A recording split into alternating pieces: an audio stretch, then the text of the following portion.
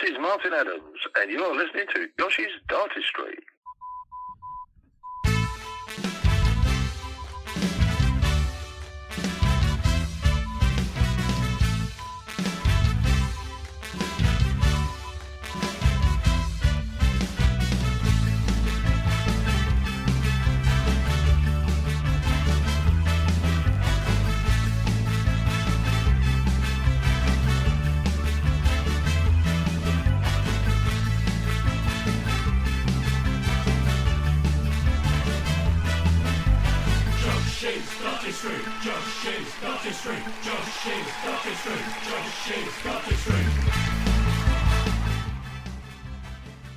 Hello, good morning, good afternoon, good evening, and a very warm welcome along to the Josh's Dartistry podcast, The Bounce Out. And this is episode 7, I believe, of The Bounce Out. This is our slightly reduced show that we do via Skype or Zoom, as has become very popular these days, for when we can't all get in the same room and record together. So without further ado, let's introduce you to the two men on the line. First of all, dance man himself, it's Josh Gorton. Good evening, Josh.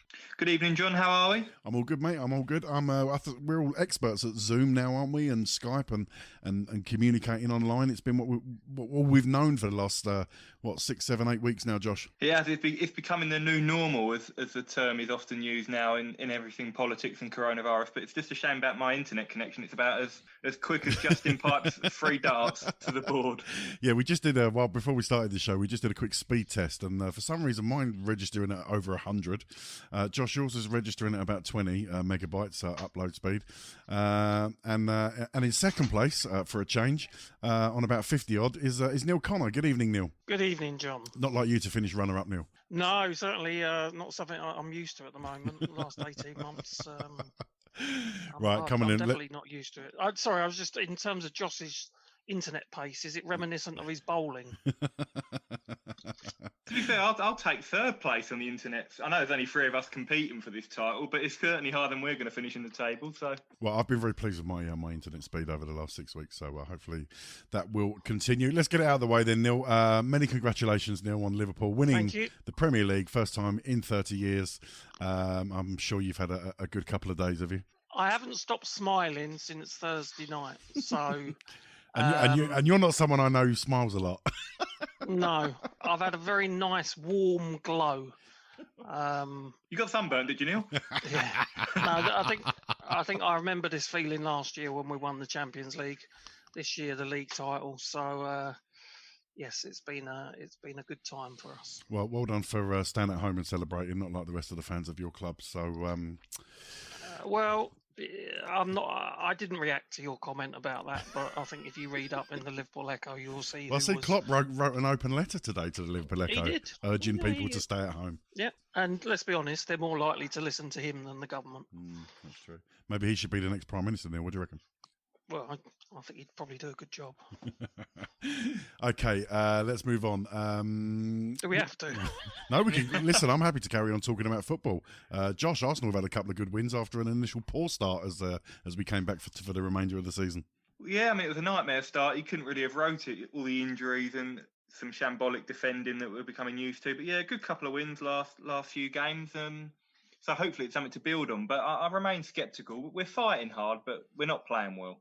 And my team, the Spurs, we started off with a draw with Man United, and then we beat our old London foes, West Ham, the other day. And we got Sheffield United, and Sheffield United don't seem to be, Josh, the team that they were before lockdown. They're on a bit of a downward spiral, Sheffield United. Well, they are, because they lost to us at home, John, so that's when you know you've got problems if you lose to Arsenal at home. So, yeah, you should be confident of getting a result there, I think.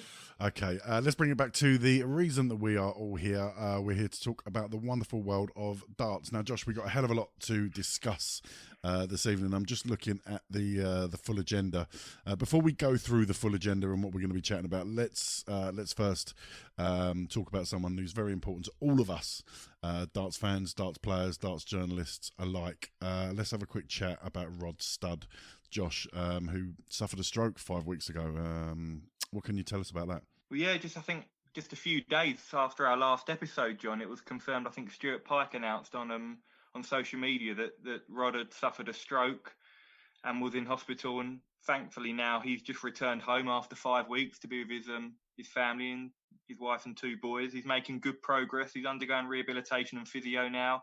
I dropped him a text on Friday and he said it's going to be a long road ahead for him, but he's going to embrace it. And Rod is someone who we know is very stubborn and very determined, and I'm sure he's going to fight this. And I look forward to hopefully seeing him back in the commentary box sooner rather than later. Yeah, it was shocking news when it came through, Neil. But listen, very difficult to recover from anything like that. But sounds like Rod's going to give it his best shot. Yeah, it's a nightmare scenario, but as Josh says, he's a positive, determined character. So hopefully that will see him fight it and come back as soon as possible. So he's one of the guys who always seems very, very positive when you know, a lot of things that you see on Twitter, and it's not only about darts that you see him commented on Twitter. He's always got a humorous thing to comment in terms of other sports as well, including football. So it was a shock, and all we can do is wish him the best of luck for his recovery and hope to see him very, very soon. Yeah, a couple of tweets from his page over the last 24 hours, Josh. Had my first rehab session with Terry Neuro PT today. Feeling positive about the rehab and looking forward to my next session on Thursday. Thank you, Terry. And then he's also written, friends, 37 days after being admitted to hospital.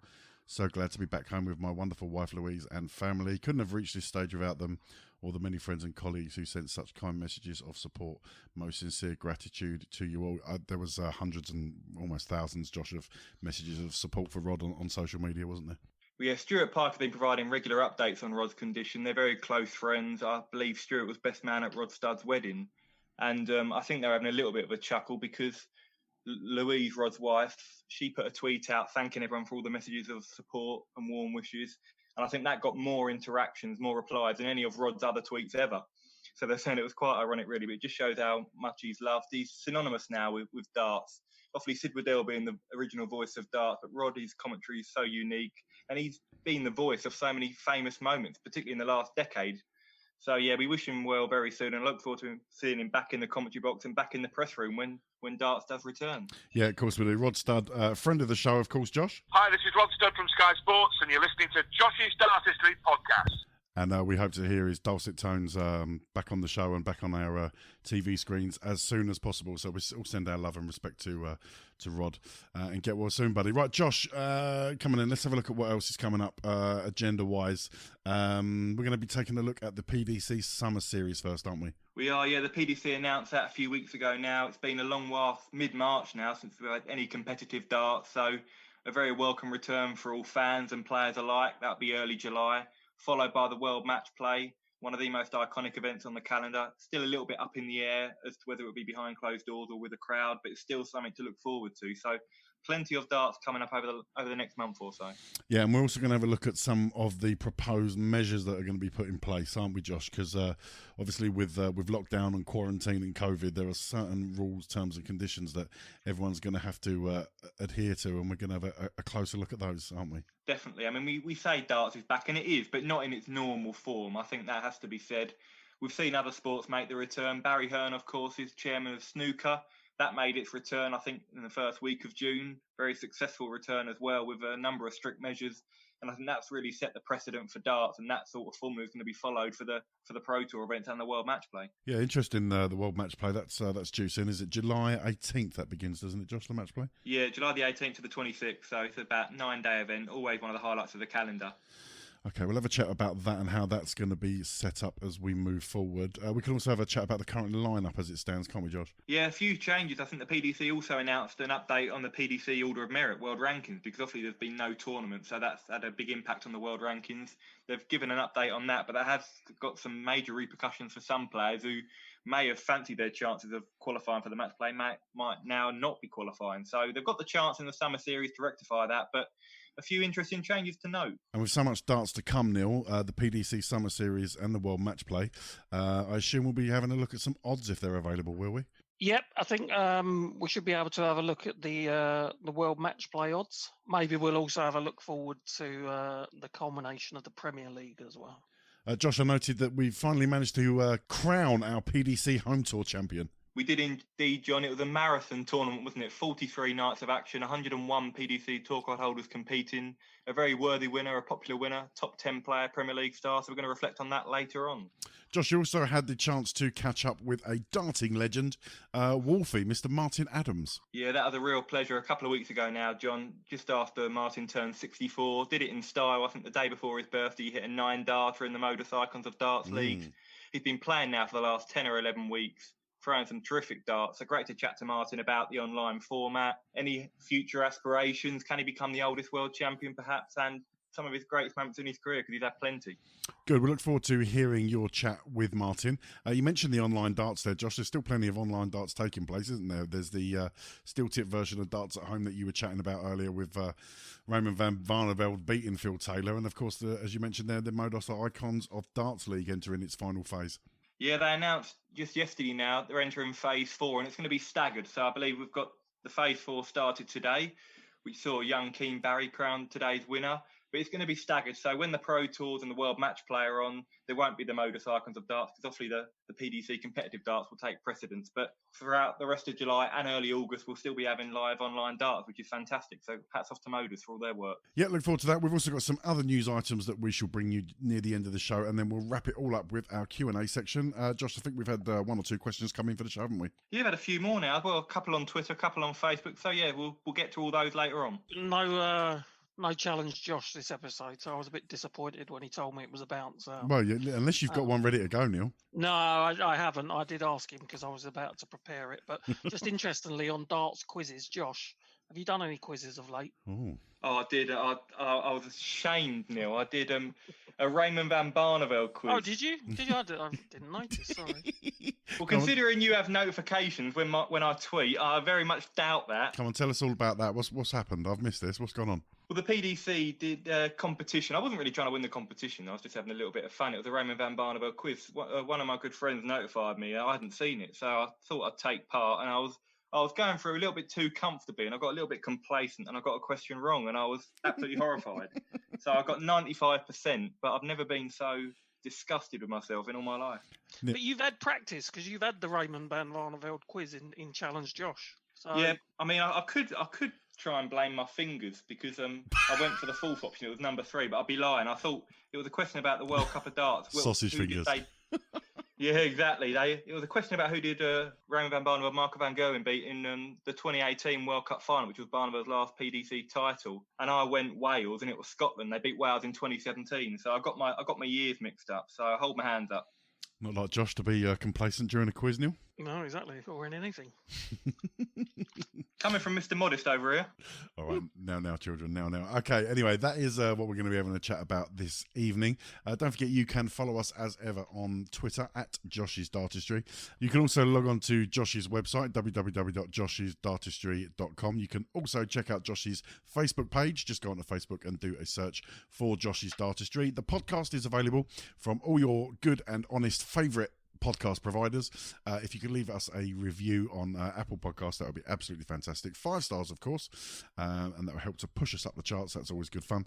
And spread the word. If you know anyone who likes darts, into their darts, just let them know there's a podcast out there called Josh's Dartistry. It doesn't take itself too seriously, but likes to have a chat about all things darts, and let the world know. Pass it on. Thanks for joining us, and here we go with episode 7 of The Bounce Out.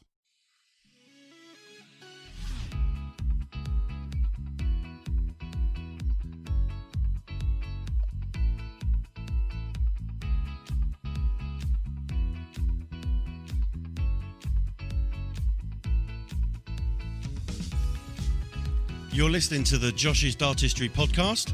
Don't forget you can check us out on Facebook, the Josh's Dartistry page. You can also follow us on Twitter at Josh's Dartistry. And you can also go to our website, www.joshsdartistry.com, for all the latest news, blogs and information on the world of darts. Don't forget you can also call us and leave us a message on our voicemail box. That's 07739 738 329. That's 07739 738 329. Call our voicemail box, leave us a message, leave us a question, and we may play it on the show. Now back to the show.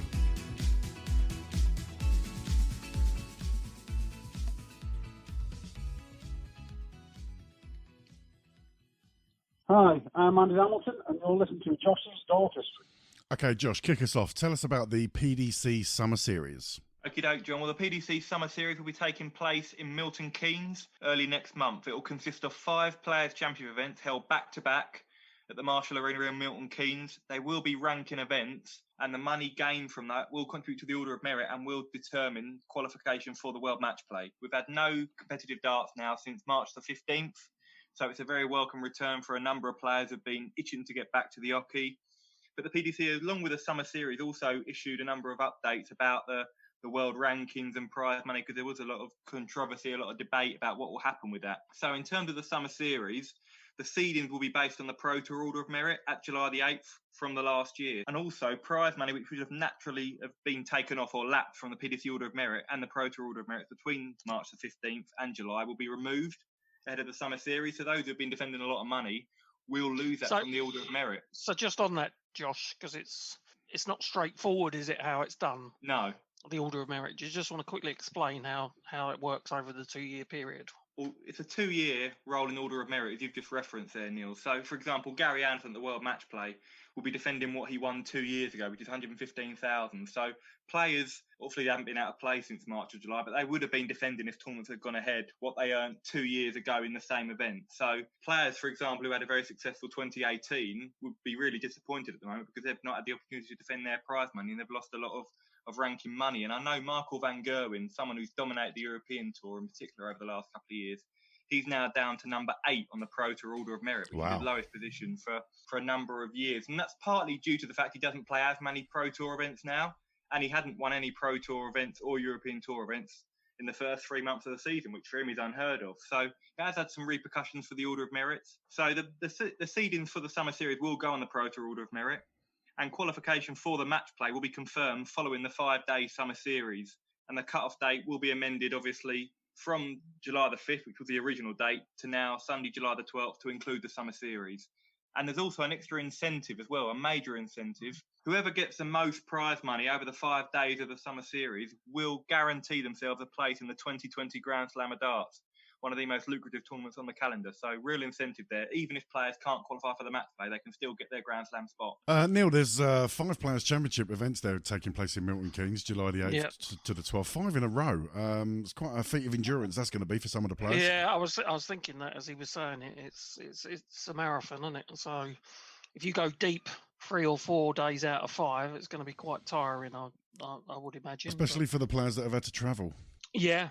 No, especially for those guys that have had to travel into the tournament. I think Josh will talk about the overseas players shortly and the quarantine. But it is, for the older players especially, it's going to be taxing. As I say, if they go deep into each of the Players Championship tournaments on each day, it is going to be tiring. And what you got to think of is other than playing at home, they've not had any competitive darts, so that in itself is going to make it probably a little bit more demanding and draining than usual. Yeah, Josh, you mentioned the quarantine measures for some of the overseas players. Why don't you tell us about that and what's been put in place? The major concern for a lot of fans and players was the UK government recently introduced a 14-day self-isolation policy for people travelling overseas into the UK. So overseas players, they do not have to self-isolate for 14 days. So they are able to arrive, I think, the day before, for example, July the 7th. But it's going to be held at Milton Keynes Marshall Arena, which is the perfect environment, really, to create a bubble, if you like. With a championship snooker, I think last month, there were 64 players. And in the Marshall Arena, it's an ideal venue because you've got the playing arena, the hotel and any restaurants all in the same complex. They'll be provided with a face mask on arrival until they get to their hotel room. Then they have to undergo a test, and they obviously have to wait in their hotel room until the results of that test are confirmed. If the test is negative, they're then able to compete in the tournament and enter the bubble, if you like. If they test positive, they must leave the hotel immediately and return home and self-isolate, as with the UK government guidelines. So if hopefully, fingers crossed, all the players test negative, and officials and staff, of course, then hopefully the tournament can take place without any hitches. But if players, for whatever reason, choose to leave the bubble, which they should not do, they will then have to take another test, which would mean them isolating for 12 hours, probably missing one of the Pro Tour events, and they'd have to pay for that test themselves. I believe all the tests initially are being funded by the PDC, so I'm sure that won't occur. So anyone winning day one basically can't go out on the lash in Milton Keynes that night. To be fair, there's not many places to go out in the lash on Milton Keynes, I don't think, but no, they certainly can't, John.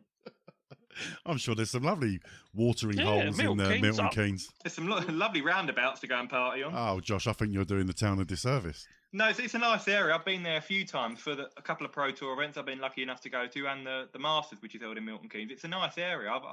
I enjoy it. I've stayed at the Marshall Arena, and I think it's perfect for the environment the PDC are trying to cultivate with the coronavirus. I think it's ideal. I think the snooker players who competed in the tournament all praised the venue and the restrictions in place. They said they felt incredibly safe. So there's no reason that can't be replicated with the darts Pro Tour events. And I take it the PDC will be insisting on all the usual protocols that we've had to put up with recently, Josh, the regular hand washing and keeping a metre apart and all that kind of thing. Exactly, yeah. Obviously, all the players have to be kept a metre apart. There will be medically qualified doctors on site, I believe, if players do start to feel unwell or develop symptoms, but hopefully that shouldn't be an issue. And I like that term. I like that term, medically qualified doctors, as opposed to a non-medically qualified doctor. Someone like I don't know, Dr. Fox, maybe. I took that from the PDC website, but now I read it back myself. Yeah, you don't really need the medically exactly. Doctor Who. One of the main issues is usually, I mean, I'm lucky enough to have been to a few Pro Tour events, and usually players all share the same tables and have a chat with their management or friends. That won't be the same here. I think each player will have their own tables when they're playing, which they can put their belongings on, their darts, their drink of water, mobile phones, whatever. And the tables will be cleaned after every game. So the PDC are putting every single provision in place that they can do to ensure the safety of the players and officials. So hopefully, fingers crossed, it runs without any hitches. Yeah, Neil, sounds like the PDC have gone to extreme measures just to dot all the I's and cross all the T's and make it a safe environment for players and staff alike. Yeah, I think it's great. I think everyone's kind of learning from each other at the moment. So we've had the snooker, we've seen football, and also people returning to the workplace. And as I say, everyone's kind of learning from each other and kind of how to live with this virus. So great effort from the PDC. They've got the testing facilities in place. They'll create their bubble, and hopefully it will go off without any problems. I've also heard, I'm not sure if it's confirmed, these are only rumours at this stage, but I have heard they might not have all the markers at the Pro Tour events. Usually there's about a group of 16, 20 dedicated markers. But I have heard that maybe players will be required to mark their own games, which could be interesting because some players are certainly better at counting than others. So if that is the case, we'll see how that develops. That could be interesting. Yeah, I guess. I mean, what's the layout? I guess for a bigger tournament that's on the stage, it's a bit easier. But with the Pro Tour, I guess they're all playing in long lines, aren't they, of boards? So there's less space to have the markers or not. Yeah, no, you're exactly right. So what they usually do, there's usually two streaming boards which are kind of on their own in the they're usually playing in leisure centres, these Pro Tour events. So there's usually two streaming boards which are pretty separate. Then there's two lines usually of 8 boards. So you can have up to like 7 or 8 games taking place in one line. So I'm sure that they've extended the room. I think the Marshall Arena is a little bit bigger than the usual leisure centres they play in, but that could be an issue. So I think they're just trying and ensure that only essential staff are on site, and if they can make provisions to keep players a bit safer, and they'll do that. Okay, well, we look forward to seeing how everybody gets on in the PDC Summer Series, and then just 6 days later, Josh, we anticipate the beginning of the World Matchplay, taking place as originally scheduled from the 18th to the 26th. Indeed, always one of the highlights of the calendar. It's usually a real party atmosphere because it's the summer holidays. You often get people going down for the entire tournament in Blackpool. It's a really knowledgeable crowd. It's one of my favourite events. At this stage, it's still unsure whether it's going to be going ahead with a crowd. Personally, I'd be surprised. I can't see it myself. I really can't. As much as I'd love to see it, I can't see it. No, I'd love to see a crowd there. Whether it's a limited crowd, that could be another matter, but I'm not quite sure that'll be the same anyway. If you've got a vastly reduced crowd, it's still not going to generate the atmosphere that we're used to at these events. So personally, I think it's more likely to be held behind closed doors and held in Milton Keynes again. But the PDC are still hopeful. They're still trying to make sure everything is in place if they do get the go-ahead from the government. And I believe they're awaiting confirmation, which should come around about July the 4th. So fans who maybe have booked tickets and still haven't grab their refunds and are still waiting to see if they can go. Usually, I'd imagine by the first week of July, you'll have confirmation either way, whether there'll be a crowd or not. Neil, Josh says their confirmation by July the 4th. July the 4th is the date that the government have given to pubs and clubs to sort of reopen their doors, but even then they're only allowed to permit 30 people in a room and names and addresses taken for track and trace purposes. I can't see it working for the match play at that stage, can you? Only to a very limited extent, I think. So I guess that 30 people, is that based on a certain amount of square meters or something? No, it's pretty much across the board. It's 30 people and no more. Even if your venue is the size of a warehouse, or if your venue is the size of your small village pub, it's 30. Oh, right, okay. So I guess the same thing will apply to the Marshall Arena. So unless the government are going to say 1 week later you can go to this number, the following week you can go to this number, because I guess it's two weeks later. So it may just be best to bite the bullet at the moment. And a lot of it depends, Neil. The R rating that's fluctuating at the moment. If all of a sudden in the next couple of weeks things start to go up again, then we could be back in lockdown. You never know. So I heard something today on the radio, and I could have got it wrong, about Leicester. Yeah. And there's possible closing down of Leicester for a short period of time.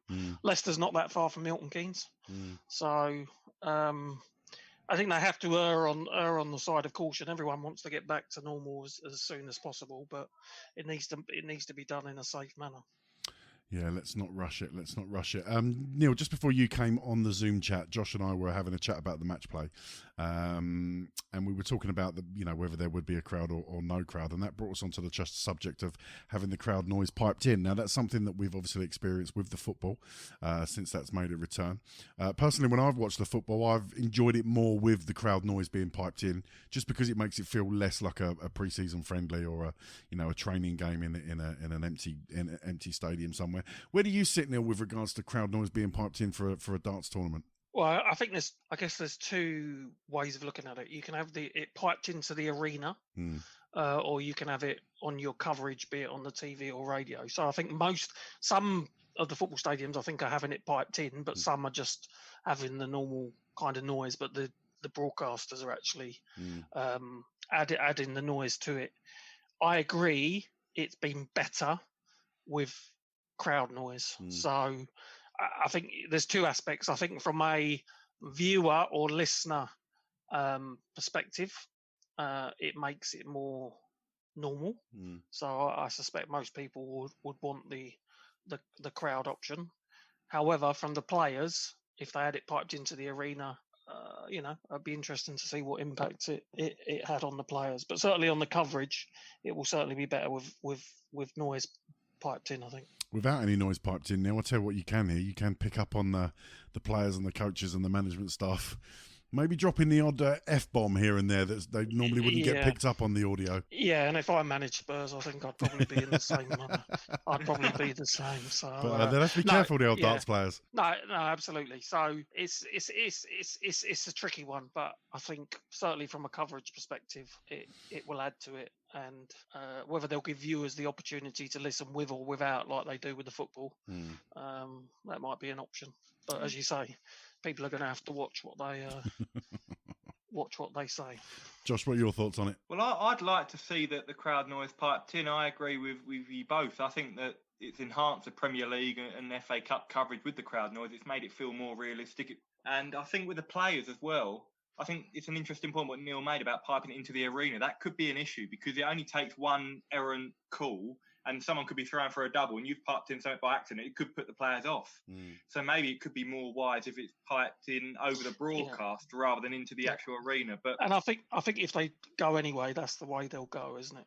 It is. I mean, Matt Poulter spoke to us at Sky, the PDC chief executive, and he said that they really want to try and create that feel of a major tournament, even if there is no crowd. They don't want it to feel like just a Pro Tour event taking place on television. They want to kind of create the feel, the atmosphere of a major event with the noise. So they've obviously thought a lot about it. They want to still make it sure it's a memorable event for the fans and the players. So I'm sure they're going to look into doing everything they can to do that. So I'd expect the crowd noise to be a factor and be piped in. The other thing that's also added to the effects of the football is the cardboard cutouts and the There's been a few mischievous cardboard cutouts. Yeah, there are some. Well. There are some that probably shouldn't be there. But to be honest, as a viewer, I think it enhances the experience rather than seeing empty seats there. So yeah, I think I saw Dominic Cummings at one of the German league games. I think. yeah. There's lots of people. There's Roy Keane eating an ice cream, Harry and Meghan. But I actually think that it looks more realistic. With those there, but I guess whether darts will go down that route or not, I don't know. Some of the broadcasters a cardboard cut out of Josh in the press enclosure. Probably works harder. Some of the sorry, Josh. Some of the broadcasters have been not just piping in generic crowd noises; they've also piped in stadium specific stuff. So for a game at Anfield, you've heard Liverpool, or Come On You Spurs when there's been games at the stadium. I would hope that some of the more specific darts chants get dropped. If I never hear Colo Toure and Yaya Toure chants again in my life, I won't be too unhappy, Neil. Yeah, but are they more likely to keep the generic ones in because they're neutral?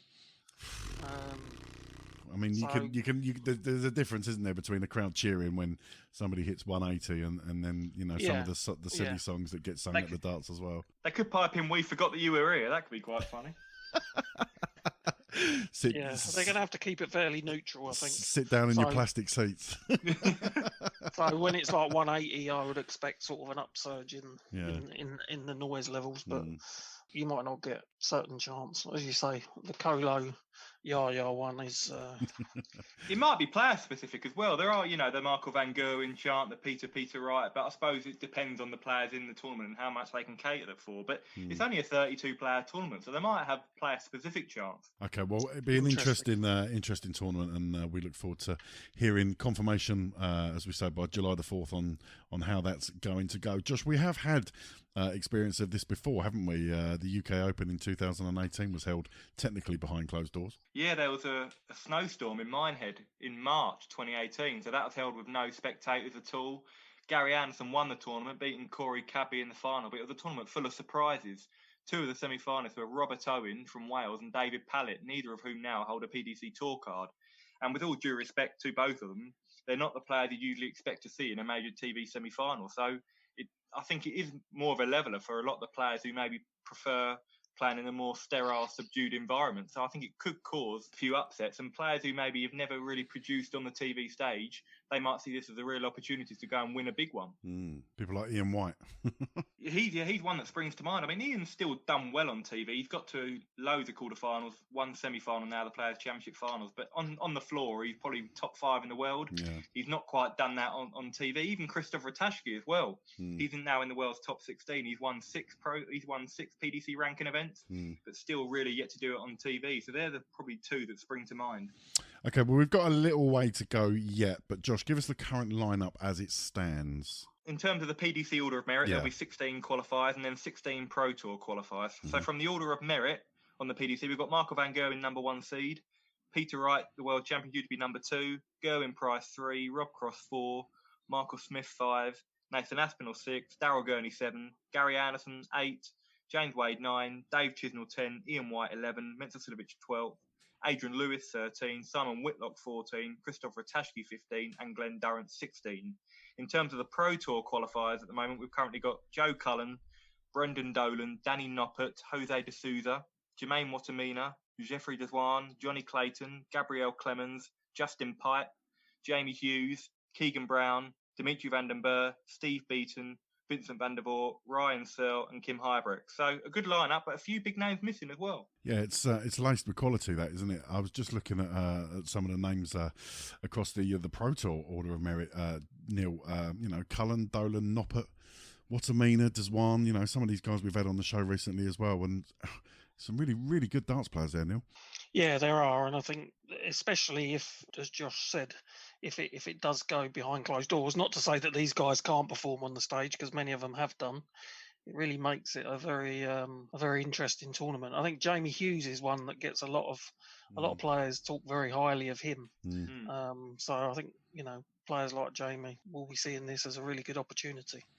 On the Order of Merit, Smith, number 5. There's a lot of social media comments today about how much weight he's lost. He's lost a hell of a lot of weight during lockdown, Josh. Yeah, it's absolutely superb. I spoke to him for Sky last week, and he said he'd lost around about 2.5 stone. I think he's now up to 3 stone. It's great. I mean, it's been difficult. You can't judge players because they've all got different circumstances, but some players have really thrived in this lockdown and had a real purpose. Joe Cullen's lost quite a lot of weight and been really trying to knuckle down and play well on the home tour. So we could see a lot of players really return with a bang, and others who maybe been a little bit complacent or sluggish, or maybe haven't had the chance to practice because they've got family commitments. Or I know Darryl Gurney, for example, I spoke to. His partner's a key worker, a social care worker, so he's been looking after the little one. So until last week, he'd barely picked up a dart in 12 weeks. So we could see a few surprises because some players are going to be a lot sharper than others. I'm just going to show you. You can't see this, obviously, listeners, but on the Zoom chat, look at that photo there, look, of how much weight he's lost. And he said at lockdown he was a 5XL, and now he's a 2XL. Look how much weight he's lost. It's incredible, isn't it? If he shaved that beard off, you'd be able to see a lot more as well. Well done to Michael Smith to make use of the time and put his mind to something. It could have a real positive impact for the rest of the season because the PDC now, Barry Hearn said they're going to try and fit every single event they can in. So the second half of the season, presuming that there's no second spike, it's going to be so busy. So fitness and stamina is going to be a massive component of the PDC tour. So if Michael Smith can continue the way he is, I think losing that 3 stone could be invaluable. He could have a new lease of life because a lot of players, particularly the older players and those who aren't in the best of conditions, they're going to struggle more than those who really look after themselves and dedicate themselves. Well, I was going to say it's hard. It's hard though when they go on tour, isn't it? Because then you're into getting food at hotels and very easy to fall into bad habits. Exactly. So fair play to Michael, and I hope he can carry it on. Okay, so having discussed the PDC Summer Series and the World Matchplay, let's get some odds. Cool, what are the odds?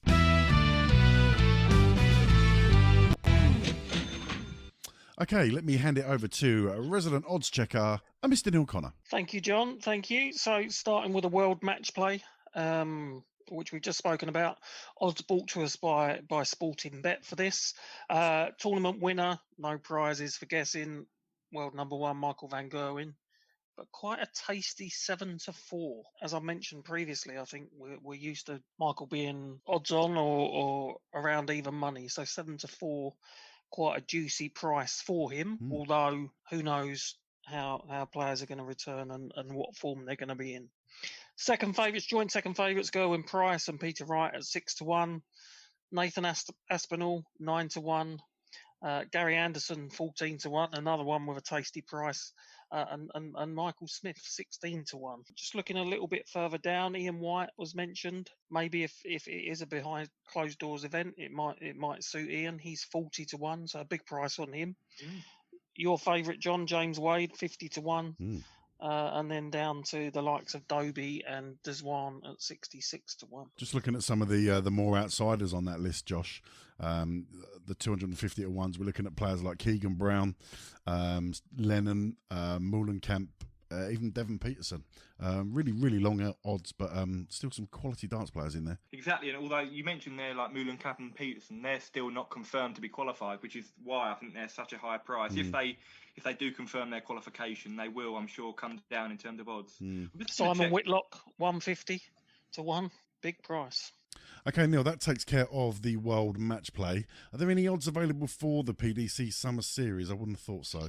No, I had a quick look round earlier. There isn't anything at the moment, but we will bring them to you if the markets do get put up for that. Okay. We can, however, look forward to the resumption of the Premier League, the 2020 Premier League. So, Josh, what's the latest in terms of the Premier League and what's happening with that? It's all a little bit quiet on the Premier League front because I think the PDC are so focused on getting the Summer Series and the World Matchplay going ahead. But as it stands, the Premier League is due to resume on July the 30th in Birmingham for night 7. So we're still awaiting confirmation. It will be, I think, October where it concludes in Newcastle or Sheffield. I can't remember the venue. So it's going to be a long, drawn-out Premier League. But yeah, hopefully July the 30th is when it all gets back underway. Okay, so looking at the odds then, Van Gerwen is actually even money to win the Premier League. Peter Wright, second favourite, 5-1. Gerwin Price 7-1. Michael Smith 10-1. And then we have Nathan Aspinall 10-1. Gary Anderson 12s. Glenn Durrant 14s, Rob Cross 20, and Daryl Gurney, due to his early form, the outsider at 100 to 1. But who knows how people will come back? Yeah, I'm what type really, of form they will I'm come really back. interested to see how people come back. It's very easy to put Michael van Gogh in at the top of the tree for all of these tournaments, be it the match play, be it the Premier League. But I found it interesting what Josh was saying earlier. It'd be interesting to see how certain players have spent their time in lockdown, whether they've practiced and kept themselves in shape, or had to deal with the kids and abandon the diet for a large period. So that's going to be very interesting to see. But Van Gerwen, I think he spoke again about how hungry he was coming back. He said the break has really fueled his desire to dominate for the next 10 years. So I think there's no issue of hunger. But as we've said, he's not played competitive darts now for over 3 months. He's been practicing with Vincent van der Voort back home, so I'm sure he's kept ticking over. But we usually always know how Michael van Gerwen is going to play. We know his form. There's no secrets. But there's now a bit of an air of mystery about him coming back. But just going back to those odds, I'm quite surprised that Glenn Durrant is 7th favourite at 14 to 1, because he's currently top of the Premier League table after 6 nights. I mean, there's nothing set in stone, but I'd be surprised now if Glenn didn't make the top 4, given that he's top of the league. And he's a very consistent player, Glenn. He rarely makes mistakes. I can't see him going on a real losing run. He might lose the odd one here and there, but I'd really back him to make the top 4. And I think if he qualified for the semi-finals, he wouldn't be a 14 to 1 shot there. So I think that's good value on Glenn. Yeah, I would. I think, as you say, very consistent player. So maybe one to have a little each way bet on, I think. Definitely. Okay, well, there are your odds for the resumption of the Premier League. Here on the Josh's Dartistry podcast, we always remind you to gamble responsibly. And when the fun stops, stop. Cool, what are the odds?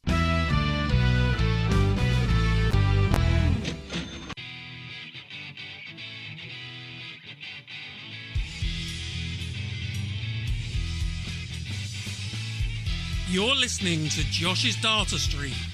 Don't forget, you can check us out on Facebook by going to the Josh's Dartistry page.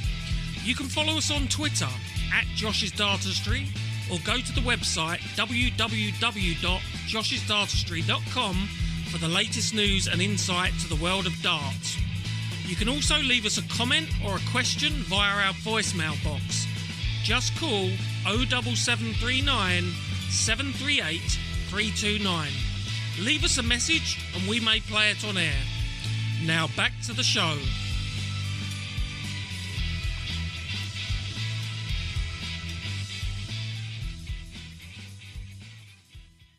This is Nathan Aspinall, and you're listening to Josh's Dartistry. Nathan Aspinall bringing us back to the show there, Josh, and not without good reason. No, indeed, John. We mentioned the PDC home tour earlier in the show. On our last episode, I think that the 32 nights or the group stage had just coming to a close. So since then, we've had the playoffs, and Nathan Aspinall was crowned the inaugural winner, and hopefully the last, with all due respect, winner of the PDC home tour. We mentioned how there's been so many upsets earlier on in the tournament. A lot of big names either weren't competing or were struggling and going out. But in the end, the cream really did rise to the crop. We had the final 4 in the championship group. We had 2 world champions in Gary Anderson and Jelle Klassen. We had a PDC major winner in Nathan Aspinall and a PDC major finalist in Johnny Clayton. So real high quality. It was great. We had over 11 different nationalities represented in the last 32 alone. 12 of those were ranked outside the top 64. Over 100 Talker holders competing. And a very worthy winner in Aspinall, beating Gary Anderson, Clayton and Klassen. Anderson only lost 1 game over the entire tournament. That was against Aspinall. That was 6-5, I believe, in the final championship group, and that's what saw Nathan over the line. So congratulations to him. Yeah, well done to Nathan. Quite funny what you said there, Josh, at the start about the inaugural, and hopefully we don't see the tournament again. It's probably going to feature as some sort of weird quiz question in years to come, isn't it, Josh? Where a tournament that was won by somebody and never won again. It is, yeah. I mean, it's like I say, I think the PDC deserve a lot of credit though, because they've embraced the new normal, if you like, and it's been a really difficult period for a lot of darts players who've had no competition and no money coming in. They all got an appearance fee, albeit modest appearance fee, but it still gave them the chance, all tour card holders, it gave them the chance to compete and retain that sharpness. And Nathan Aspinall really got in the spirit of the tournament, didn't he? I don't know if you saw, John, but he did a little walk-on before his semi-final or final. Yeah, I did with see. his 2 young girls, and that was really good fun. I think when he won, he got his own plate made up. He didn't have a trophy to get presented with, so he decorated a little bit of cutlery with a home tour champion on. So he took it in good spirit, Nathan. He played really well. And he's had a great start to 2020. He won a couple of Pro Tour titles. Really good start to his debut Premier League season. So hopefully he can continue where he left off when we get back to the proper stuff in a few weeks. Yeah, congratulations to Nathan. And Neil, I think the PDC really should be congratulated for really being the flag bearers of continuing with sport, when not possible, really. Yeah, they were one of the very first ones, weren't they, to come up with a format that could be broadcast and provide people with some entertainment. I think they've done a brilliant job. I'm not so sure that the PDC home tour won't feature again. I think we spoke about it on the last episode. Who knows as to whether they'll keep a. I would imagine it'd have to be a shorter format. I would imagine. Yeah, no, absolutely, yeah. But maybe we'll have a week in the calendar where players play from home. Let's see. On the subject of online darts, it is still flourishing, Josh. There's still plenty of other online darts competitions taking place. Tell us about those. Yeah, the Modus Icons of Darts, along with the PDC, really, they were the two flag bearers for the online format in darts. And Modus are still going with Phase 4, as we mentioned, of the Icons of Darts. I think it's the 11th or 12th week now. And it's great. We're seeing over 15, 16 matches a day. Some quality players. We've had Martin Adams, who's been playing for about 10 or 11 weeks on the spin. Scott Mitchell, Mark Webster, Paul Nicholson, Fallon Sherrock, some real big names. We've got young Keane Barry now, really talented youngster from Ireland who's won 3 days in a row. So it's been great entertainment. David Evans, another one. So I've really enjoyed it. And when I haven't been working, I've always enjoyed, like I say, 4 or 5 hours worth of watching darts on my days off. So credit to Modus. We also mentioned last episode, they introduced a split screen because they've got fewer players playing. It's easier for them to provide players with the equipment. And we've seen the actual split screen. We've seen not just the dartboard and the darts gun, and we've seen the players actually throwing, and that's really enhanced the production of it, I think. So they should also be commended, Modus. And Martin Adams, as we're going to talk about in a little while, has been one of the stars of the Icons of Darts. And when the darts does return, he's going to be a force to be reckoned with, I'm sure. Yeah, many congratulations to everyone involved, really, not just the organisers, the players who've taken part, the people behind the sort of technical side of it, setting up camera operations and internet connections and bringing it all together. I think everybody should be thoroughly congratulated and giving darts fans at least some sort of content to hold on to and view during this period of uncertainty and lockdown. As Neil says, you never know. We may see certain versions of it return, and I, for one, would welcome that. I think it's been a bit of fun and given us something all to look forward to. So well done to everybody involved. Now then, Josh, you did mention there Martin Adams. Martin Adams has been taking part in the Icon of Darts Live League, and you managed to get him on the phone the other day for a chat. Yeah, about a couple of weeks ago now, John, just after his 64th birthday, I spoke to Martin about a number of different topics, online darts being one of them, the BDO, his career, some of the highlights. He's had plenty, of course, some of his highlights. And also talking a little bit in more detail about why he never really chose to make the move permanent to the PDC. We saw him play in the World Matchplay, the World Grand Prix, but he never made the move permanent. So I spoke to Martin about a number of things, and it was a really interesting chat. Josh's Dartistry, Josh's Dartistry, Josh's Dartistry, Josh's Dartistry. Right, guys, I'm delighted here to be joined by 3-time world champion Martin Adams. Martin, it's a pleasure to talk to you. How are you? I'm very well, thank you, sir. Yeah, not too bad at all. It's been great to see you over the last couple of months, Martin. You've been in virtual ever-present in the Modus online leagues, playing some terrific darts. Just how have you found the online experience? Well, it's a bit different to start with because, you're just in your room with your dartboard and playing darts. When we first started, there weren't no images of players, your opponents or yourself on screen, just the dartboard. So, but it didn't take long to get into it, really. So, I've really enjoyed it. You've had great success as well playing. What's probably been the biggest change that you've experienced? Has it been the waiting in between throws? No, it's no problem, really. I mean, I keep an eye on the scoreboard and I know when the guy's thrown and the score goes up.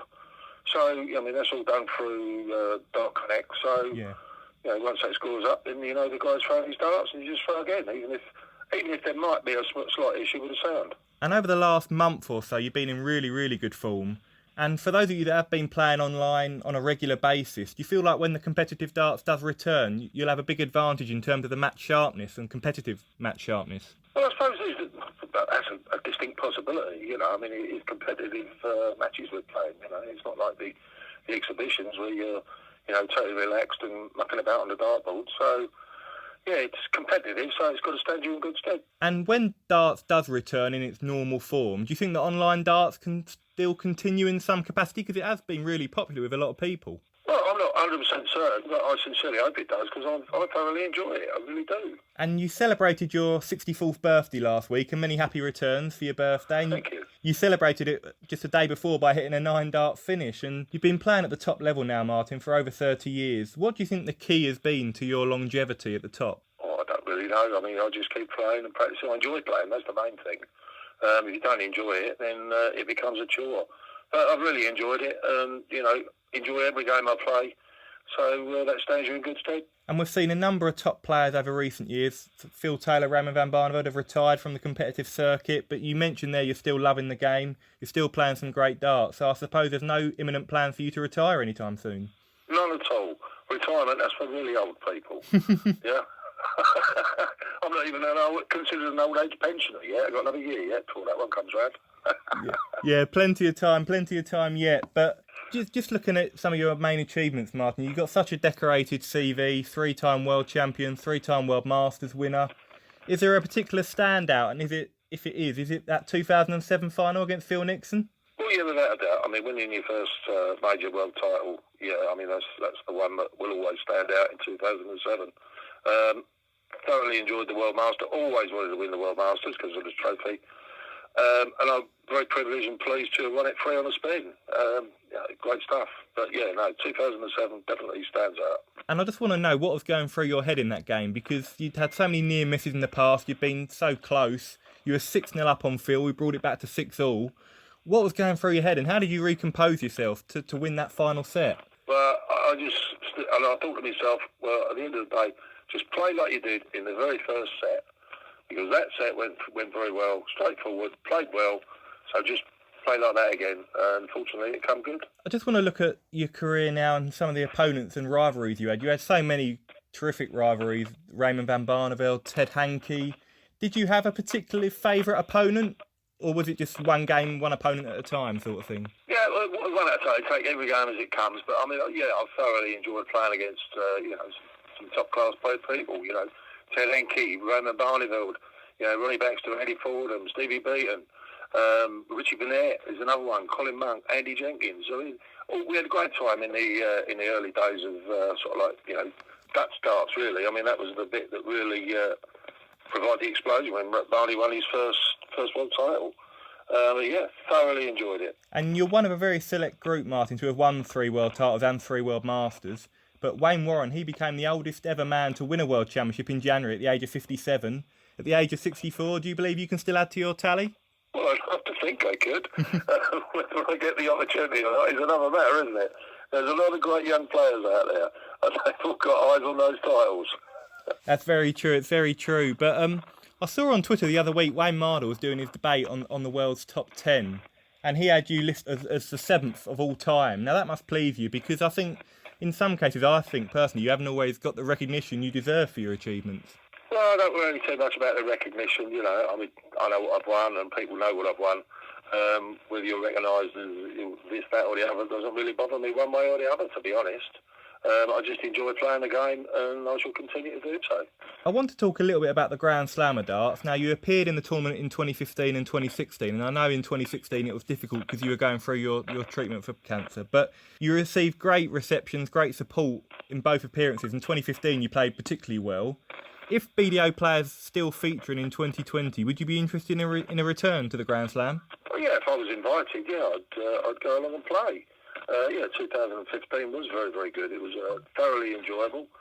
Crowd were great. But 2016, like you say, I mean, I was going through my treatment for prostate cancer UK, and I was getting hot flashes and things like that. And I know there was one of the games I played, I was just happy to get off stage. Couldn't get off quick enough. I felt so bad, so rough, But there you go. That's one of them things. And you featured in the PDC briefly in around 2001. You got to the World Matchplay semi-finals and the World Grand Prix quarter-finals. And I know you've said before you had no regrets about not joining the PDC. But did you ever seriously consider it, or were you always going to stay in the BDO? No, I didn't consider it, because if I'd moved across to PDC, I wouldn't have been able to play for England. That would never have done for me. I just wanted to continue playing for England. At the time, I was captain as well. So I wanted to keep that going. So I stayed with the BDO. And that was going to be my next question, actually, because you are a very proud BDO man. You've represented England as captain for 20 years. I mean, to play for England for 20 years is some achievement, but to be captain for 20 years is even more so. Is that probably one of your most proudest achievements in the sport? Yeah, without doubt. I mean, for anyone that captains their country, it's a good privilege to be the captain of any sporting team. Totally honoured to have been able to do that for 20 years with darts. And I just want to talk a little bit now about the BDO. You appeared in the BDO World Championship this year, having missed out the previous year, played Scott Waits in a really good game, but it was the first World Championship held away from the Lakeside. Do you miss the Lakeside and wish that the BDO would maybe return there? Yes, I did miss the Lakeside. I thought it was, sad that it wasn't there. But there you go, it is what it is, and they did what they did. And I know you are a proud BDO man, but you're ultimately someone who just loves playing darts. And I know there's a lot of debate at the moment about the BDO and WDF. Are you going to play in whatever events you enjoy pretty much? Because I know you're not someone who wants to get into the debate about it. Yeah, I will. I mean, I should just, go to the tournaments that I thoroughly enjoyed playing in over the years. Things like the Dutch Open, German Open and Belgium and so forth. Whether they're BDO ranked or WDF ranked or both is neither in or there. I should just continue playing in the events I enjoy playing in. Just a couple of questions to finish, Martin. Going back to the Modus online leagues now, you've played so many players over the past few weeks, the likes of Phil Taylor, Barney, Fallon Sherritt. We've seen the likes of David Evans, Vestal Nyman. They've been really impressive. Has there been a player that's particularly stood out for you that you think is someone to really watch when the competitive darts does return? Well, I wouldn't say sort of like one of the regular faces, but I have enjoyed watching the improvement of young Keelan Kay and Jared Cole. Yeah. The young players, they do get beaten up quite a bit, but at the end of the day, I've seen improvement in their games. And I think that's, commendable to Modus for including them in the presentations. And just finally now, Martin, you've achieved everything there is to achieve in the sport, really, but at the age of 64, do you have any more targets left? Perhaps a 4-time BDO World Champion?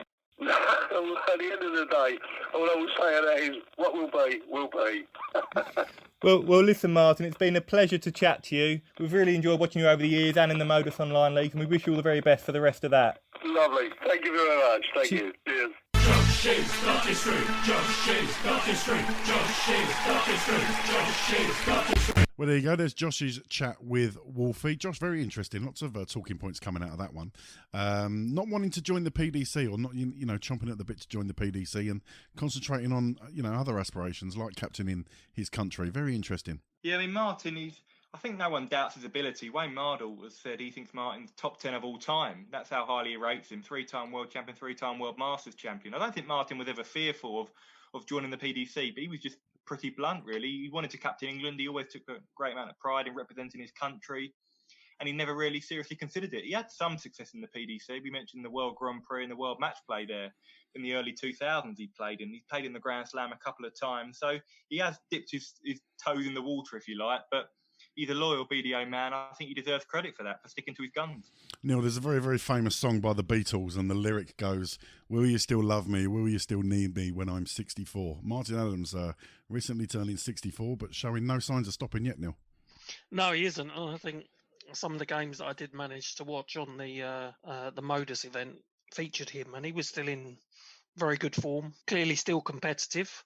And he's still got a lot to offer the game. So nice to hear that he's going to carry on. I'll be interested to see how he does when things get back to normal. But I can see him going on and being successful.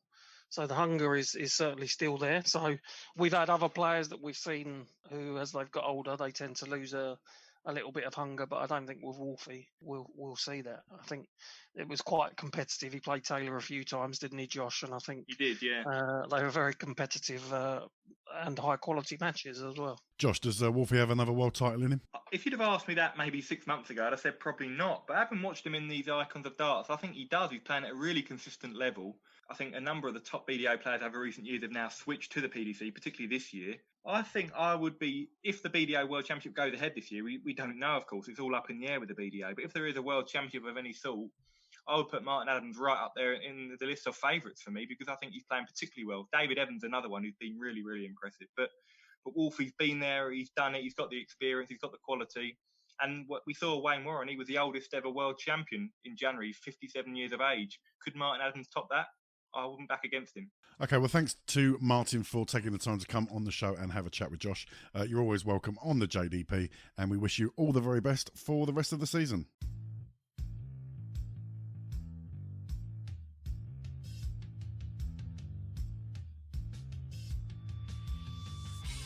You're listening to Josh's Dartistry.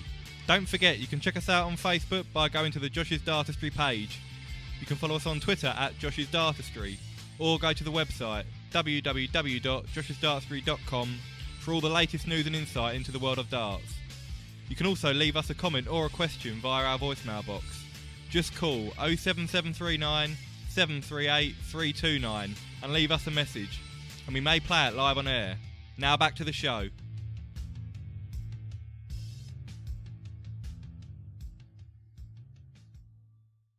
This is Jamie Caven, and you're listening to Josh's Dartistry. Okay, let's find out what else has been happening in the news.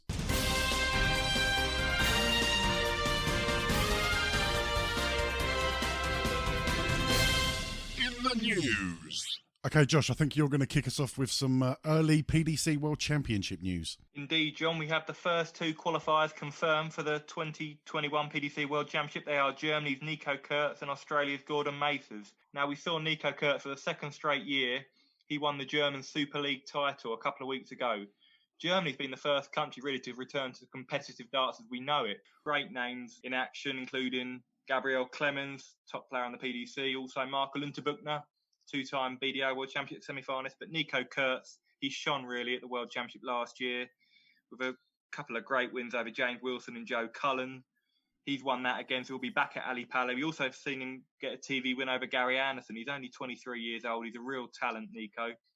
Another top German player coming through the ranks. And Gordon Mathers is Australia's DPA representative because they've cut short their season for the coronavirus. They're not going to be having any more events. And Gordon Mathers, when they curtailed the season, was top of the order of merit in Australia. So he's going to be making his second appearance, having lost to Japan's Seigo Asada at the Worlds a couple of years ago on debut. Neil, it's not even the end of June, but it doesn't take long, does it, for our attentions to be diverted once again and have us thinking about Ali Pali? Yeah, it doesn't, and it seems to come round. Very, very quickly. So, and it also now with everything that's been going on, makes you wonder in kind of what kind of guys the World Championship will take shape this year. But that date or those dates, December and the start of January, very much firmly in the calendar of many dart and sports fans as well. So yeah, looking forward to it. I hope it can go ahead in its normal guise, because it's really something to behold. Yeah, I often look at the darting calendar as a great big warm up for Ali Pali. Everything that takes place prior to Ali Pali is the warm up, and Ali Pali is the main event, if you like, the big feature. It's going to be very interesting to see how Ali Pali plays out with all the disruption that we've had throughout the year, and whether it will cause some upsets in December and January. Josh, talk to me about Michael van Gerwen. I believe he won an event in Hanover recently. Yeah, we mentioned about being unsure about Michael van Gerwen's form, but he showed last week that he's still playing pretty well. He won the first ever drive-in darts gala in Hanover. So we mentioned about darts embracing the new normal, and this is another example of it. So fans in Germany were able to drive to the venue and watch the darts in their own cars, in their own vehicles, which is a great chance for the fans to interact and see their players live. And it's good for the players to be able to play in front of an audience. I wonder if there was any people beeping their car horns when players were throwing for a double. I'm not too sure. But there was also a bit of an interesting aspect of the event that I think if you bought a VIP ticket, you could have one of the professionals to clean your car before the event. And I saw Michael van Gerwen and Raymond van Barneveld cleaning players' cars, and Michael van Gerwen at one point soaked Barney with a bucket of water from behind. So I don't think that went down too well with Barney. But yeah, Van Gerwen won the event. It was him, Barney, Max Hopp and Dimitri van den Berg. Van Gerwen beat van den Berg, Hopp beat Barney, and Van Gerwen beat Max Hopp in the final. Good. It's nice to know that Raymond van Barneveld has found a new career since he retired from darts, and he's now washing people's cars for a living. Well, he used to clean up on the circuit, John, and now he's Oh, I knew there was going to be a terrible gag in there somewhere from you, Josh. It's good to see him soaking up the atmosphere as well. You've really burst my bubble there. Okay, let's move it on. BDO. Now we've obviously had a chat with Wolfie, but Wolfie didn't really comment much on the BDO. But BDO Enterprises Limited, Josh, preparing to enter liquidation. Yeah, sad news. I mean, we've spoken before about the financial crisis in the BDO and the enormous loss they posted in the last financial year. And there's a resolution or a meeting scheduled for July the 2nd, but it looks like they're going to enter liquidation. So more uncertainty for the BDO. We've seen the WDF now taking a far greater priority, if you like, among a number of BDO veterans. So it's a very uncertain future. It's not looking great. So hopefully we have more clarity on that situation after the meeting in early July. Yeah, we'll look forward to finding out some more news then. Some more troubling news as well, Josh. Worrying increase in social media abuse directed at some of our professional darts players. Fallon Sherrock in particular, subject to some quite nasty stuff online recently, and it's a trend that seems to be becoming more and more regular, unfortunately. Yeah, I mean, Fallon's probably the most high profile in terms of the scope and reaction it got, but I think the vast majority of players, unfortunately, competing in particularly the modus icons of darts and the PDC Home Tour, have been subject to this sort of abuse. I spoke to Michael Smith, as I mentioned, a couple of weeks ago, and he said he got a message, people saying, go and kill yourself because he'd lost a game on the Home Tour. It's just, I think because in lockdown, darts have been one of the most prominent sports, and there's been a real lack of live sports in action. There's not been much football until recently, no cricket, no tennis. The darts has really been at the forefront. We've had a lot of people roughly betting and gambling on the darts. I think a lot of it does stem from people losing bets, but it's outrageous for these players who are just playing, trying to earn a living, trying to also entertain the public. And if they lose a darts match, they're getting subject to such vitriol and hatred on social media. Something has to be done. The PDPA have also, I think they put up a list of guidelines and advice to support players through this, because I think the PDPA recognise now that darts players are becoming victims of the increased social media abuse. But I think something has to be done because it's getting out of hand now. And I think a refreshing aspect of the sport is the interaction that a lot of players have with the fans on social media. And we don't want people to have to step away from social media because of that. And I think a lot of players now are unfortunately handing over their Twitter accounts, their social media accounts to their management because they're not wanting to see the hatred and the bar that they're being subjected to on there. So it's not right. Neil, trolls on social media, obviously nothing new. It's a phenomenon that we've had to deal with and put up with for quite a few years now. But darts seems to have generally avoided getting involved in some of the nastiness that we see. But just in the last few weeks, unfortunately, it started to creep in. Yeah, I think what Josh says about the trigger maybe being the fact that it was one of the few sports that you could bet on during the lockdown. So other than, I think, Belarus football and virtual or esports, darts was the only other real sport that you could get markets on. So games were in short format, they were quite unpredictable, and I think it's sad that people have taken to social media to vent their frustrations at the players, because as Josh said, there is quite a good amount of interaction between players and supporters on Twitter, but with the trolls, as you say, I think it's probably going to lead us to a situation where their Twitter accounts become more management owned and more formal and less interaction with the players, which is a shame. It's unacceptable. There's no need for it, and I think the platforms need to get hold of this. I think it's almost too easy to get away with these things nowadays. So the authorities, whether it be in the darting authorities or the platforms themselves, need to be strong in how they deal with these people. Yeah, I think it's more in the public eye than it has been in the past. There's the online harms bill that went through the government a couple of years ago that allows the police to have greater and stronger powers to deal with people who are, abusing people online. It's no longer you can hide behind your keyboard anymore. There is rules now, and if you break them, they are going to come after you. So that's a good thing. But yeah, hopefully we won't see it creeping into the world of darts too much. Well, I'm all for banter. We've got some controversial people in the darting world. Whether it's players or commentators and people who like to have their say, Josh. But you don't ever want to see it get nasty, do you? No, exactly. I mean, I'm all for debate and having a difference of opinion, but there's ways to express it. And I know it's a lot. Some of the people betting may have problems with gambling. I know it's a common problem, but if you can't accept losing a bet, then you shouldn't be betting, and you shouldn't be directing your anger at those who are just playing. And some of the messages players have got have been absolutely horrendous.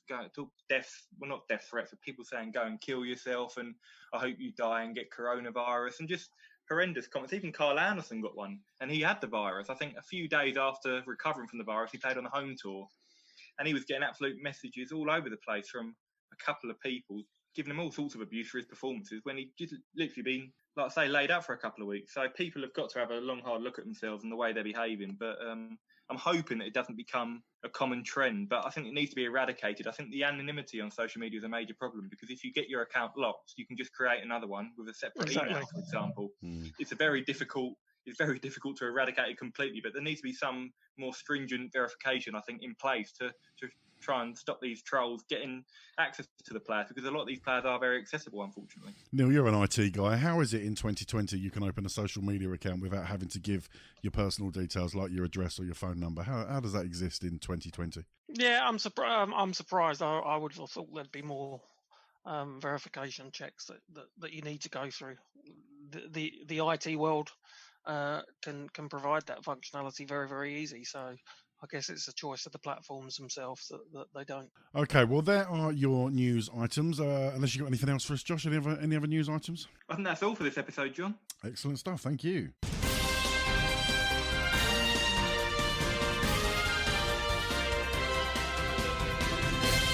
In the news. Okay, that almost brings us to the end of the show. As usual, though, we've got some questions that have been sent in by you, the listeners. This is Josh's Twitter chatter.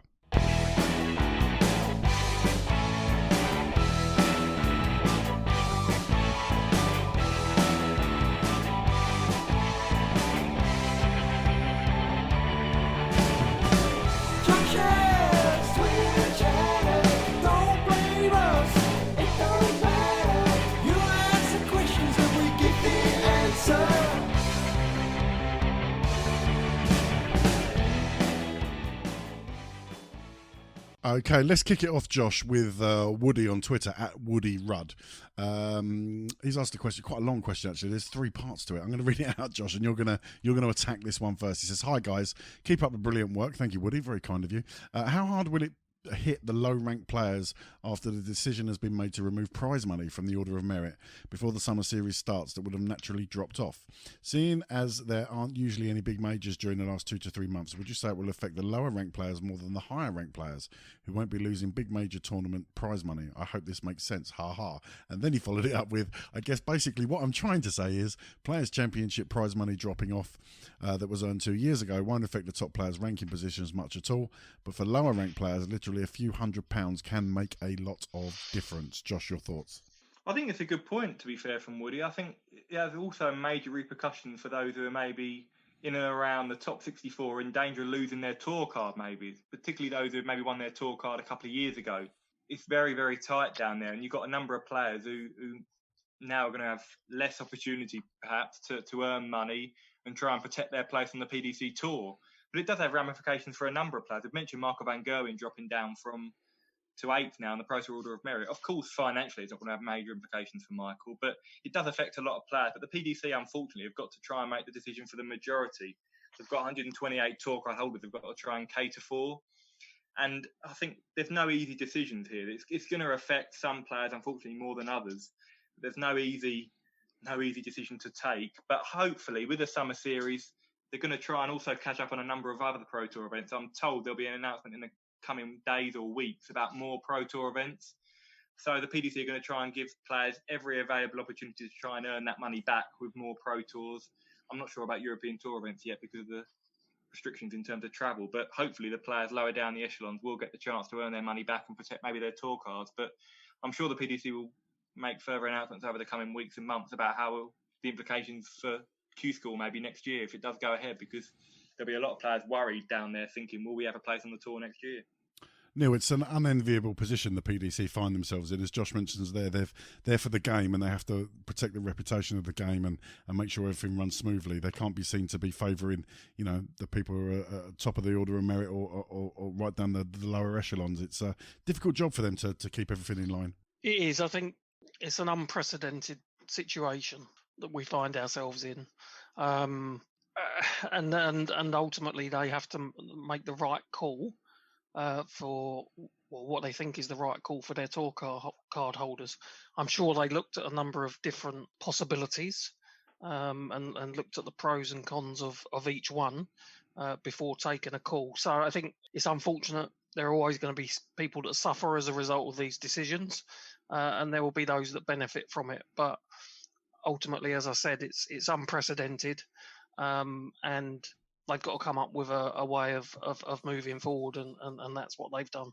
Okay, good. Let's move on. Weekly Darts Cast. Shout out to the Weekly Darts Cast. Hope you guys are doing well. Check them out as well. Some great content always coming out of the Weekly Darts Cast. They've been in touch on Twitter, Josh. They've asked, favourite game involving Raymond van Barneveld, 2007 final excluded.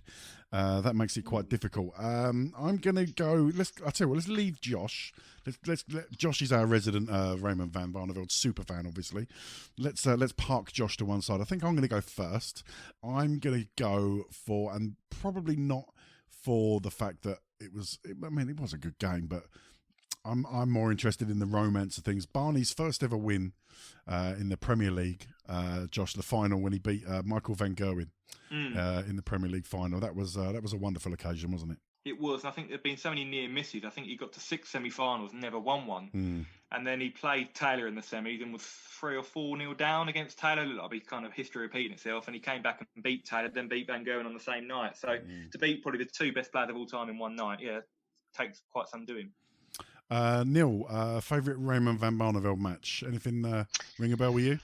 Yeah, so I think it was the last 16 game at the World Championships against Michael van Gerwen. Was it 2016, Josh? Yeah, that's right. Yeah, 2016. It was a complete shock. Van Gerwen had been totally dominant. It was something like a 23-match unbeaten run since October. And Van Barneveld turned him over. It was a fantastic game. And a really, really surprise result, I think. Yeah, another great match in an illustrious career. Come on in, Josh, let's throw it over to you. Your favourite Raymond van Barneveld match outside of the 2007 final? Well, I'm going to go for something a little bit different to you two. Both of your calls were very good ones and both are in my head. I'm going to go the 2012 Grand Slam, also against Michael van Gerwen. All 3 wins are against Michael van Gerwen here. So it's nothing personal to Michael, but it had been 5 years since Barney won a major title. And he wasn't actually going to turn up to that 2012 Grand Slam. He said he wasn't in great form. He was going to skip the tournament and just focus on the Worlds. But his management said, no, go along, see how you go. And he played really well over the tournament, got to the final, and then turned Van Gerwen over 16-14, I think it was. Won it with an 11-darter. And I think that gave him the belief again. And he enjoyed a bit of a renaissance after that. Like I say, he was in danger of dropping outside the world's top 16 back then. And obviously that then led to his Premier League success a few years later. And he was still at the top of his game for the next 6-7 years. So, yeah, the 2012 Grand Slam for me is always one memorable. I thought you were going to say the 2017 World Cup of Darts. Yeah, who was that against in the final? I can't remember. I thought he was going to say the moment was the 2020 washing of the car. Well, I was a bit worried Neil was going to be mischievous and say something like Darren Young in the last ever World Championship. I was waiting for that one, so you were quite kind there, Neil. No, my favourite defeat of his was to Labanauskas. I knew you were going to come up with that one. Do you know that really upset me? Not only because he lost. I know. But I was working a shift at Sky that night, and I was doing the report and the blog at the same time. And because it was such a dreadful game of darts, it finished about midnight. I actually missed my train home, so I had to sleep over for 5 hours because his game overran and he lost. Yeah, not great. And I think you were getting pelters via WhatsApp from me and Neil all night as well. I turned my notifications off in the end. I was that irritated by you both. Well, listen, there you go. Plenty of moments to choose from, plenty of fantastic moments to choose from Barney's illustrious career. I'm sure you've got your own ideas at home. If you do, tweet us and let us know your favourite. Ben on Sport, friend of the show on Twitter, has been in touch. In the scenario that the World Matchplay is played behind closed doors, which players benefit the most in your opinion? Now, we've already mentioned Ian White, Josh, seems to play very, very well behind closed doors anyway. Josh, you also mentioned Ratashki could be one to benefit. Anyone else come to mind? I think one maybe Jose de Souza. We saw him on the PDC home tour. He had a brilliant first night, 104 average for the whole tournament. Jose's won a couple of Pro Tour titles, quite inexperienced on TV, but he's very comfortable on the floor tournament, so he could be a real danger. Just looking through now, someone maybe like Ryan Searle, who's been really good form again. He's won a Pro Tour title this year. Maybe Gabriel Clemens, yet to really do it on TV, but a very good floor player. but I still expect the cream to rise to the top. I think Nathan Aspinall's a really good outsider. I think whether it's behind closed doors or with a full crowd, I think Nathan Aspinall, for me, is one to really watch. He's not that experienced in the long format, but he's playing some great darts. He's full of confidence. He won the home tour. I'm not sure we consider him as an outsider anymore, do we? Well, no, I suppose he's world number 6, and I think he was 6th favourite there, you read out, Neil. But for me, I think he's in, say, better form than someone like Rob Cross, even Michael Smith, who are just above him in the world rankings. I'd put Nathan probably maybe 4th favourite for the tournament. Neil, let me flip that question on its head. We're talking there about players that will benefit from their, not having a large crowd there. Let's talk about players that will perhaps not benefit and, normally thrive on having a large crowd behind them. Who are the players that come to mind there that tend to feed off of that energy that may be a bit of a disadvantage? Gerwyn Price. Yeah, obvious, yeah. Adrenaline. Yeah, he's the one that, regardless of whether it's positive or negative towards him, he's one that seems to thrive off that intensity. But I do think with these professional darts players that some will have it within them to be able to motivate themselves to produce regardless of the opponent, regardless of the atmosphere, regardless of the situation. And I think the majority will be in that. But I think Gerwyn probably is one that may miss out a little bit. Anyone else on that list that really... I'll tell you one that I think maybe someone like Dimitri van den Berg. We often see Dimitri. He's someone who's usually we see a lot of young players perform really well on the floor but struggle on the TV. He's the opposite, Dimitri. He seems to need a real big atmosphere, a big stage to get himself going. So he looks like he's going to qualify via the Pro Tour. Maybe him.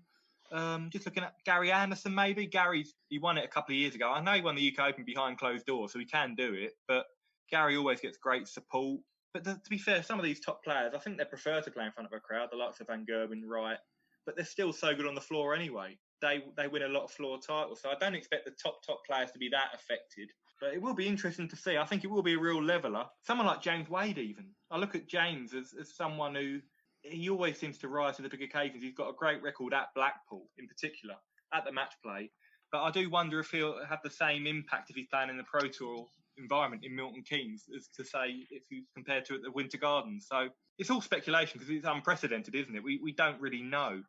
But I think what Neil said about Gerwyn Price, I think that rings true. Gerwyn's someone who thrives on adrenaline and atmosphere, whether it's in a positive light or if he's trying to upset the apple cart with the crowd. So I think it'll be interesting to see how Gerwyn Price performs because he hasn't got a great record at Blackpool either. Okay, let's flip it over to Facebook. Friend of the show, Jenny Mert, has been in touch.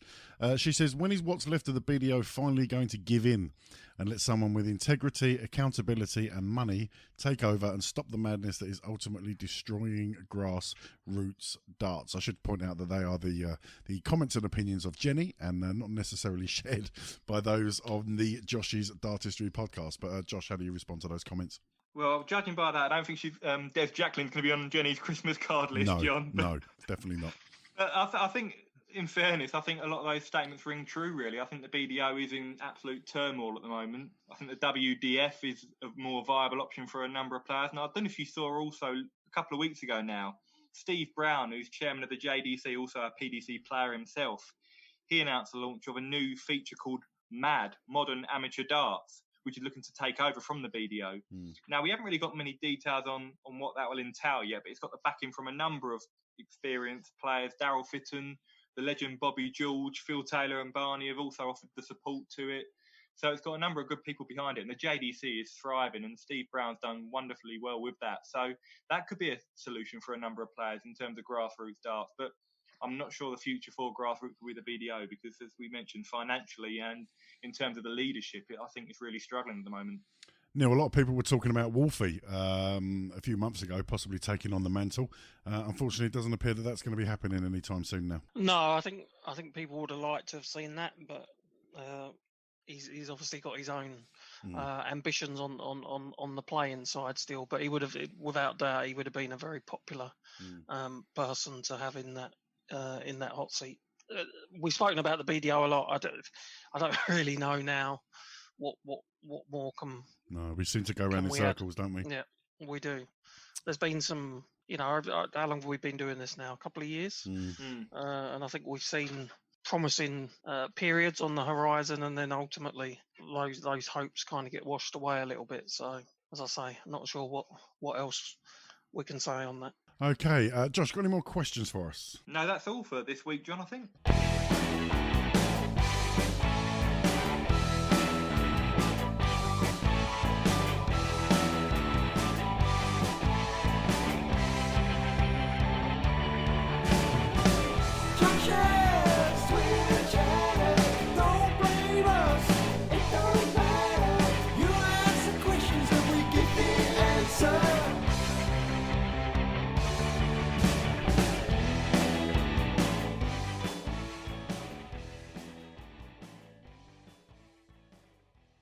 This is Raymond from Barneveld, and you listen to Josh Dartistry. Well then, gents, that brings us neatly to the end of the show. Josh, lots to discuss there that's gone on, but still a hell of a lot to come in the next few weeks as well. I know, considering there's been no competitive darts, we've not been short of talking points, have we? But I suppose it's just an example of the changing world we're living in and all the different measures that are being taken place now. But hopefully with the Summer Series and the World Matchplay, things will run smoothly.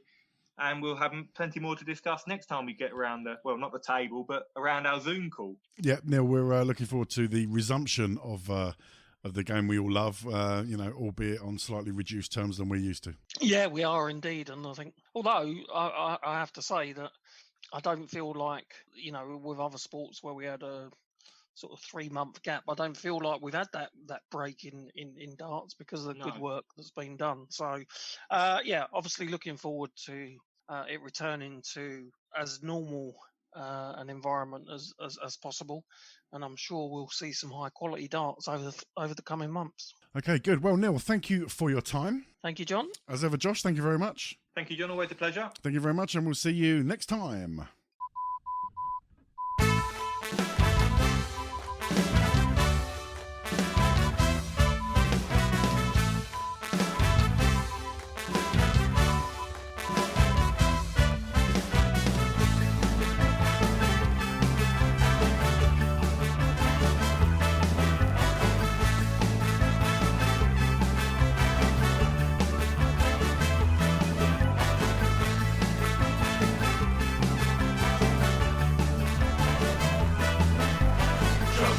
Dartistry, Josh's Dartistry, Josh's Dartistry, Josh's Dartistry.